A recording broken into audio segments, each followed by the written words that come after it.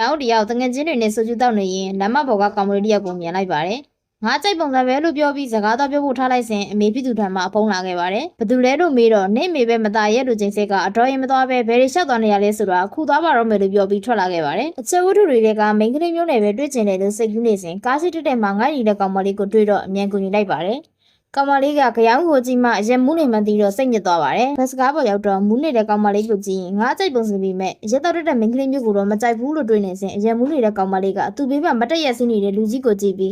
းခေါ်မော်ထိုင်နေတဲ့ကောင်လေးကိုအသက်ကြီးသူကိုဦးစားပေးရမယ်ဆိုပြီးကောင်းကိုစော်ပြီးထားခိုင်းလိုက်တာကိုကြည့်နေတဲ့ကြောင်ကိုလည်းအကြောက်သွားပါတယ်။မူးနေတဲ့ကောင်မလေးဟာတနေရာရောက်မှာတော့ထိုင်နေတဲ့ဦးလေးကြီးရဲ့ခေါင်းဘက်ကိုအန်ချလိုက်ပြီးကြောင်ဘက်လက်ကအချစ်ရလို့ခေါ်ပြီးလဲကျသွားပါတယ်။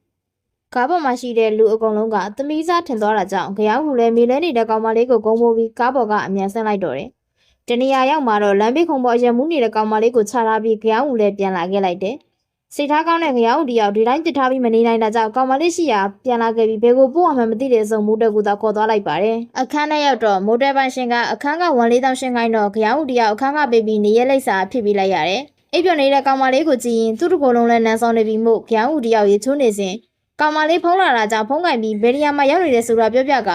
ဒီကအမြန်ပြန်မှပဲဆိုပြီးတွေးနေစဉ်ရဲရဲရောက်လာပြီးအဝတ်မပါတဲ့ကြောင်ကိုကြည့်ကအထင်လွဲသွားပြီးတော့အချုပ်ထဲတညတိတ်လိုက်ပါတော့တယ်။မိုးလင်းတော့ပြန်လှုပ်ပေးတာနဲ့ကြောင်ကလည်းအင်ကိုအပြေးပြန်လာခဲ့ပါတယ်။အိမ်ရောက်တော့အမေဖြစ်သူကတညလုံးဗမာအိတ်နေလဲဆိုပြီးရိုက်တော့ကြောင်တယောက်အိမ်ပြင်ကိုထွက်ပြေးရပြန်ပါတယ်။နောက်တရက်အိပ်ပျော်နေစဉ်ဖုံးဝင်လာတော့နေငါ့ကိုမိုးတဲ့ခေါ်ပြီးကိုလုံးတင်းနဲ့ဘာလုပ်နေတာလဲ။ဘူပြောင်းဘူတာအခုချက်ချင်းလာဆိုတော့နဲ့ကြောင်ကလည်းကြောင်တောင်ဖြစ်ပြီးဘူတာကိုသွားလိုက်ပါတယ်။ဘူတာကိုရောက်တော့မနေ့ကကောင်မလေးကိုတွေ့ပြီးကြည့်နေတော့နင်လာလိုက်ခဲ့ဆိုပြီးခေါ်သွားပါတယ်။ကော်ဖီဆိုင်ရောက်တော့ကောင်မလေးကမနေ့ကဘလို့ဖြစ်တာလဲမေးတော့ကြောင်ကလည်းအဆအဆုံးပြန်ပြောလိုက်ရပါတယ်။ကောင်မလေးလည်းနားထောင်ပြီးအနောက်ကလိုက်ခဲ့ဆိုကစားတော့ဆိုင်နဲ့ခေါ်သွားတယ်။နင်မှားလိုက်လို့ပြောလို့ကြောင်ကလည်းဆိုကျူးနဲ့ကင်ဂျင်စတူးမှာတော့ကောင်မလေးကပင်လက်ကျူပဲစားဆိုပြီးမှားလိုက်တယ်။ဒီဘိုင်းကဆွညတန်တွေကြောင့်ကောင်မလေးထားတော့ကပလက်ဒိတ်နေရနဲ့ပင်လက်ကျူမစားနဲ့ဆိုပြီးပြဿနာရှာနေတာကြည့်ပြီးကြောင်တရားလည်းလန့်နေတော့တယ်။ကောင်မလေးကစုကျူးတောင်ရင်မနေ့ကရီချာနဲ့လမ်းခွဲလိုက်ရတယ်လို့ပြောပြီးမှောက်သွားပါတယ်။ကြောင်ကလည်းကောင်မလေးကိုဂုံမိုးပြီးမနေ့ကတက်ခုတ်ကောင်ကိုပြန်လာပါတယ်။ကောင်မလေးကိုတနေရာသိပ်ပြီးသူကတနေရာအိတ်ကမိုးရင်းတော့ကောင်မလေးကိုနှိမ့်မပေါ်နေကြည့်မိတယ်။ငါကတစ်နှစ်ပိုကြီးတယ်ဆိုကပြောတယ်။နောက်တစ်ရက်ကြောင်ကကြောက်တတ်နေစဉ်ကောင်မလေးရက်ချလာပြီးသူ့ဘေးမှာဝင်ထိုင်က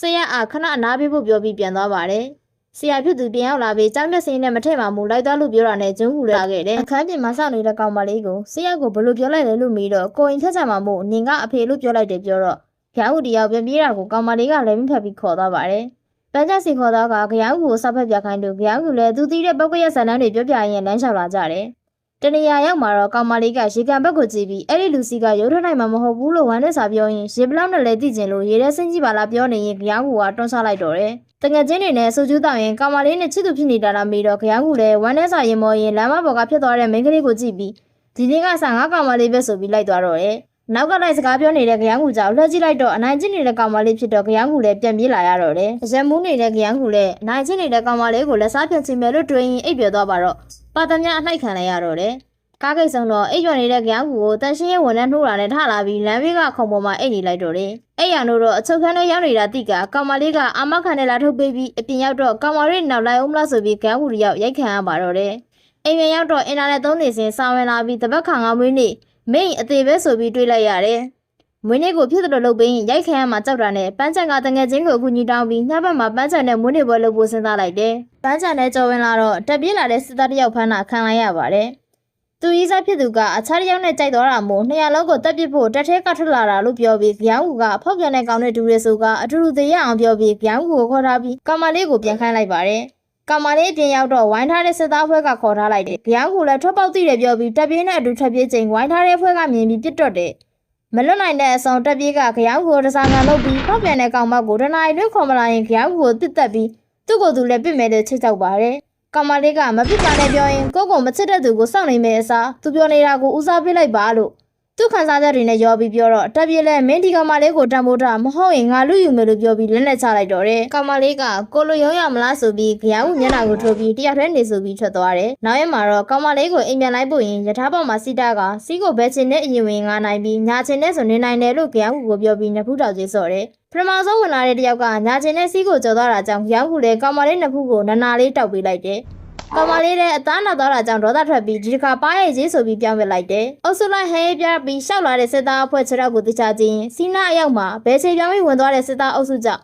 ယောင်ဦးတယောက်နှာခေါင်းသွေးကြတဲ့အထိအစောခံလိုက်ရတော့တယ်နောက်ထပ်ဝင်လာတဲ့သူကညာချီကျုံးနေတဲ့သူဖုံးစားဖြစ်နေတာကြောင့်ကြောင်ဦးတယောက်ငိုရပါတော့တယ်။ကျောင်းကအပြန်လာဆောင်နေတဲ့ကောင်မလေးကလက်ချင်းချိတ်ထားလို့ရောင်ဦးတယောက်ခြေနဲ့နေစဉ်ဓာတ်ဖက်နဲ့အစ်စ်ကနားလို့ဖက်နဲ့လဲစီရင်ပြောတော့လက်မခံတဲ့ကြောင်ဦးကြောင့်စိတ်ကပ်သွားတဲ့ကောင်မလေးတောင်နိုင်ရင်အဆုံးမှာတော့ဖက်နဲ့လဲစီလိုက်ရပါတယ်။ဓာတ်ဖက်နဲ့ကိုယ့်ဘက်ကရရှောက်နေတဲ့ကြောင်ဦးကိုကြည့်ရင်ရည်နေတဲ့ကျောင်းသားတွေကိုမင်းမင်းချင်းအောင်ဆောင်နေစဉ်ကောင်မလေးကငါ့ကိုလိုက်ဖန်ဆိုပြီးပြေးတော့ကြောင်ဦးလည်းဓာတ်ဖက်နဲ့စီပြီးပြေးလိုက်ရပါတော့တယ်။အိမ်ပြန်လိုက်ဖို့တော့လမ်းမှာမိုးဆူသွားတာကြောင့်ကောင်မလေးကကြောင်ဦးကိုအိမ်ထဲဝင်ဖို့ခေါ်ပါတယ်။အိမ်ထဲရောက်တော့စိုးကျူးတောက်နေတဲ့အဖေဖြစ်သူကငါသမီးနဲ့တွဲနေတာလားမေးတော့ဟုတ်တယ်လို့ပြန်ပြေးစဉ်အဖေဖြစ်သူလည်းမှောက်သွားတယ်။ကြောင်ဦးပြန်တော့အမေဖြစ်သူကငါတွေ့ခိုင်းတဲ့သူကမတွေ့ပဲကြောင်ဦးလိုတုံးရတဲ့ကောင်မျိုးနဲ့ဘာသာတွဲနေလဲဆိုတော့အမေဖြစ်သူဆိုတဲ့ကိုကြားလိုက်ရစဉ်ပြစ်ထွက်သွားတဲ့ကောင်မလေးကိုမြင်လိုက်ရပါတော့တယ်။အဆက်အသွယ်မလုပ်တာကြပြီဖြစ်တဲ့ကောင်မလေးစီကဖုန်းဝင်လာတာကြောင့်ကြောင်ဦးလည်းပတ်ဝန်းကျင်ကအမေကစကားပြောနေမိတယ်။ကောင်မလေးကသူတို့ဆောင်တာရက်တရားဖြစ်ထိမ့်မဲ့အတွက်နှင်းစီမဲ့လို့ချင်းနဲ့ပြောတော့ကြောင်ဦးတယောက်ဒလီဘိုးတဲ့သူဟန်ဆောင်ပြီးမဟုတ်ဘူးတဲ့နှင်းစီမဲ့ထက်ကကြောင်းထဲဝင်လာခဲ့တယ်။အခန်းတကာဖွင့်တော့သူ့ပုံစံကိုကြည့်ပြီးရင်းနေတဲ့ကျောင်းသူတွေကြောင့်ရှက်ရှက်နဲ့ခေါင်းငုံနေစဉ်စနေရက်တိနေတဲ့ကောင်မလေးကိုမြင်တော့အရေးဆုံးကစင်ပေါ်ထိတက်ပြီးပန်းပေးလိုက်တယ်။ကျောင်းကပြန်နှစ်ယောက်သားနိုက်ကလက်တော့ကခုံရင်ထုံးစံအတိုင်းရေသမားကစိုးကျူးတောင်ရင်မှုတ်သွားပြန်တယ်။အိမ်ကိုသိပြီးမှုကောင်မလေးကိုခေါ်ပြီးသူ့အိမ်ပြန်လိုက်ပို့လိုက်တယ်။အထက်ရောက်တော့အဖေဖြစ်သူကငါသမီးကိုထပ်မတွေ့တဲ့လို့ပြောကအခုထိတန်ငယ်ချင်းမှာပဲလို့ပြန်ပြေးလိုက်တယ်။အဲ့ဒီနေကလေးကစိတ်ညစ်ပြီးသူ့ကိုအနိုင်ကျင်းတဲ့ကောင်မလေးနဲ့ထပ်မတွေ့တော့ဘူးဆိုကအိမ်တော်ဘက်တွေ့နေစဉ်ကောင်မလေးကဖုန်းဆက်ပြီးအိမ်တော်ဘက်တွေ့ရမှာမို့တွေ့နေကြကော်ဖီဆိုင်ကိုည9နာရီလာဖို့မှာတယ်။ဘုရားကလည်းအိမ်တော်ဘက်တွေ့မဲ့ကောင်မလေးနဲ့ဆက်တော့ပြီးတွိုင်းလဲဝင်နေချိန်သူ့ဘေးမှာအိမ်တော်ဘက်တွေ့တဲ့ကောင်မလေးကိုမြင်ပြီးအချောင်မှန်းသိပြီးငိုရပြန်တော့တယ်။ခြာဆောင်းဝန်ဆိုသူနဲ့အိမ်တော်ပတ်တွေ့နေတဲ့ကောင်မလေးစီရောက်တော့ခြာဆောင်းဝန်ကမင်းကအရန်ကောင်းတဲ့တငယ်ချင်းပဲမင်းเจ้าတွေအများကြီးကြားပါတယ်လို့ပြောတယ်။ကောင်မလေးကတွန်းနဲ့သွားမယ်ဆိုပြီးအပြင်ခေါ်တော့ကသူ့အဖေကအတင်းကျပ်တွေခိုင်းလို့အိမ်တော်ပတ်တွေ့ရတာလို့ပြောတော့ကြောင်ကူလည်းကောင်မလေးလေပင်ကဆွဲချုပ်ကိုဖြုတ်လိုက်ပြီးအရင်လူကပေးထားတာကိုဆက်မဆွဲပဲအတိတ်ကိုမေးပြဖို့နဲ့အိမ်တော်ပတ်ကောင်းတွေ့ပြီးဘဝကိုပြောင်းနေပါလို့မှားပြီးထွက်သွားခဲ့တယ်။ခြာဆောင်းဝန်စီပင်ရောက်တော့သူလိုက်နာရမယ့်အချက်ဆက်ချက်ကိုကြောင်ကူကမှားခဲ့ကြောင်းပြောတယ်။ပထမအချက်မိန်းကလေးဆန်ဖို့မတောင်းဆိုနဲ့ဒုတိယအချက်ကအရက်ကိုတောက်ခွက်ထက်ပိုပြီးမတောင်းခိုင်းဖို့နဲ့တွေ့ရလူလဲရိုက်တတ်တယ်။ဆိုင်ထိုင်ရင်လည်းမှားချင်ရမမှားပဲသူ့မှားတာစားဖို့အကြောင်းပြန်ပြောပြနေစဉ်ကောင်မလေးကဝမ်းနေပြီးကြောင်ကူနောက်ကိုပြေးလိုက်သွားပါတော့တယ်။ကြောင်ကူမတွေ့တဲ့အစုံထိတ်ချုပ်ခန်းတဲ့ဝင်ကကြောင်ကူခေါ်တဲ့အ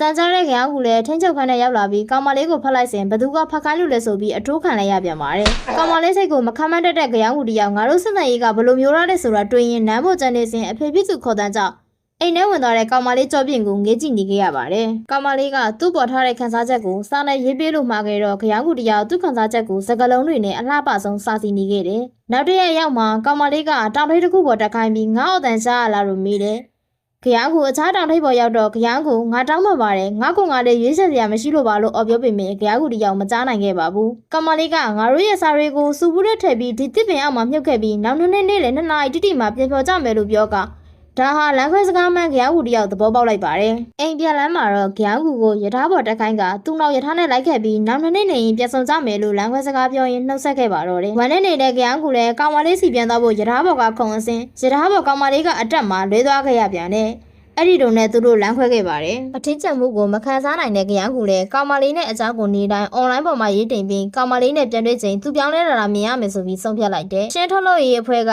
ကြောင်ကူရေးတင်တဲ့စာသားကိုသဘောကျပြီးရုပ်ရှင်ရိုက်ဖို့ကမ်းလှမ်းလာခဲ့တယ်။ချိန်ဆထားတဲ့နှစ်ပြည့်တဲ့နေ့မှာကောင်မလေးရောက်မလာခဲ့တော့ကြောင်ကူတယောက်တည်းစုဘူးကိုတူးဖော်ပြီးဖွင့်ကြည့်လိုက်တယ်။ကောင်မလေးချစ်သူဆုံးတာတစ်နှစ်ပြည့်တဲ့နေ့မှာကြောင်ကူနဲ့ဆုံခဲ့ရတာဖြစ်ပြီးငါကနှင်းစီမှာသူ့ကိုရှာဖို့လုပ်ခဲ့တာအတွက်တောင်းပန်ပါတယ်။ငါနင့်ကိုပထမဆုံးစတွေ့တော့သူကတမင်ဆောင်အောင်ဖန်တီးပေးခဲ့တာလို့ယုံကြည်ခဲ့တယ်။နင့်ကိုပို့ပြီးသဘောကျလာလေတည်သွားတဲ့သူပေါ်ပြစ်ရှိတယ်လို့ခံစားရတယ်ဆိုပြီးနှစ်နှစ်ဆိုတဲ့အချိန်မြင်ပြည့်ပြီးနေရစာကိုလည်းဖတ်ချင်တယ်လို့ဆိုခဲ့တယ်။တစ်ပင်အောက်မှာနားယူနေတဲ့အဖိုးကအဝေးကလျှောက်လာတဲ့မိန်းကလေးကိုကြည့်ရင်နတ်သမီးလေးထင်နေတာလားလို့ပြောကကောင်မလေးကဒီတစ်ပင်မှာအမှတ်တရတွေရှိကြောင်းနဲ့နှစ်နှစ်နေရင်ဒီမှာဆုံးဖို့ဂရုပြုခဲ့ကြပေမဲ့နှစ်နှစ်ဆိုတဲ့အချိန်ဟာထင်သလောက်မကြပဲပြင်ဆင်ချိန်လိုအပ်ခဲ့လို့3နှစ်ပြည့်တဲ့နေ့မှာပဲဒီကိုရလာကြောင်းပြောတယ်။ကောင်မလေးမြင်လိုက်ရတာတူးဖော်ပြီးသားစုဘူးလေးနဲ့ဆက်သွယ်လို့မရတော့တဲ့ဖုန်းကောလေးပါပဲ။အရင်ကြီးစားရဲ့အမေဖြစ်သူကကောင်မလေးရှောက်လာတာကိုကြည့်ရင်အင်္ဂလန်မှာကြောင်းတက်ရတာပြောရဲလားနဲ့သူမိတ်ဆက်ပေးမဲ့သူရှိတယ်ဆိုပြီးခေါ်လိုက်တော့ကြောင်ကိုယ်တိုင်ပဲဖြစ်နေပါတော့တယ်